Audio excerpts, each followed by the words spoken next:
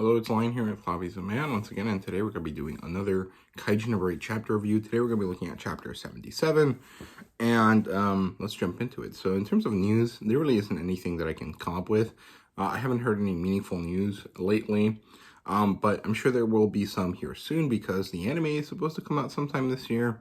Volume 5 of the English release has just come out a few days ago, well, it was out early in December, but I think it's supposed to come out sometime in January, so it should be out in stores by now already. So if you're interested in picking it up, go ahead and do so now that it's available. So yeah, chapter 77 starts right at the end of the last chapter. Kikoru is standing off against that brain ballerina looking kaiju, and well, it seems like 5 new kaiju have emerged, all of them exceeding the identification class, so they're all going to be given ID numbers. Kaiju number 11 is that amphibian one. Number 12 is the one that basically looks like number 10. He has that kind of like draconic kind of vibe to him, but he kind of looks more like a minotaur or something.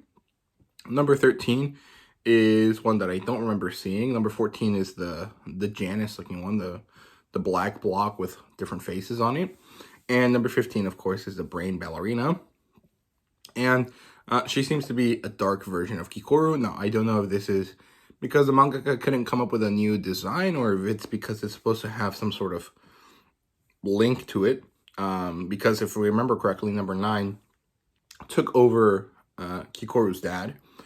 So if he's using, psychological warfare, having someone have to fight someone that looks just like them might be the way to go. So yeah, the girl with the glasses says it's impossible that 5 of these identified kaiju have shown up at the same time, and that there's no way that the Eastern Division will be able to handle it on its own.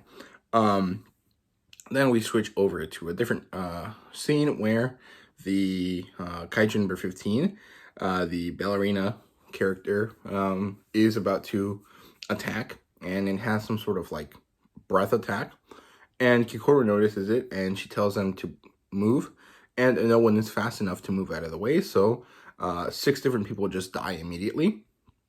And well, it's pretty bad, right? So then, of course, because it is pretty bad, everyone is kind of upset about this.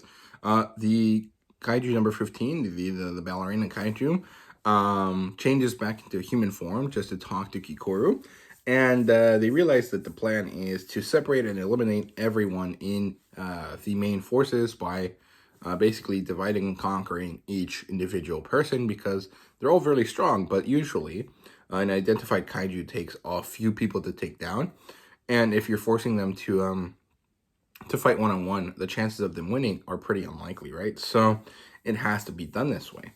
And so Kikoru and, Narumi, have an interaction where they understand that they have to fight by themselves. And Kikoru has that shonen character moment where she realizes that she has been helped before. Every time that she has been fighting a powerful kaiju, someone has been there to bail her out, to help her out. And this time, it's her turn to do everything by herself, to be the one to bail out other people. So she prepares herself, she gets filled with this righteous fury, and she unleashes her full combat potential, which is 84%, which is kind of insane. It's very, very high for a first-year rookie. So yeah, it's time to battle. So Narumi targets kaiju number 11. Hoshina has kaiju number 12. The 2 lower-level people have number 13. Mina has 14, and of course Kikoru has 15, and they begin the neutralization of this kaiju. And so that's where it ends. It has a very cool end spread that I like a lot. However, I feel like this chapter didn't really do much to give us any new information.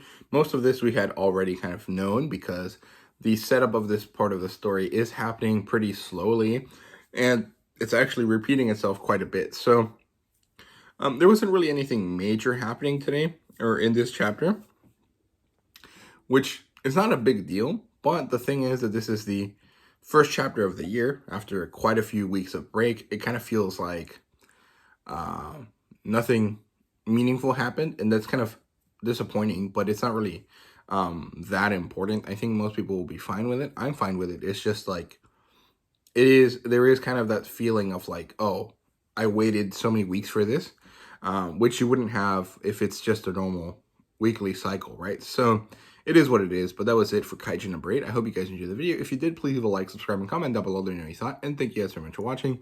See you guys later.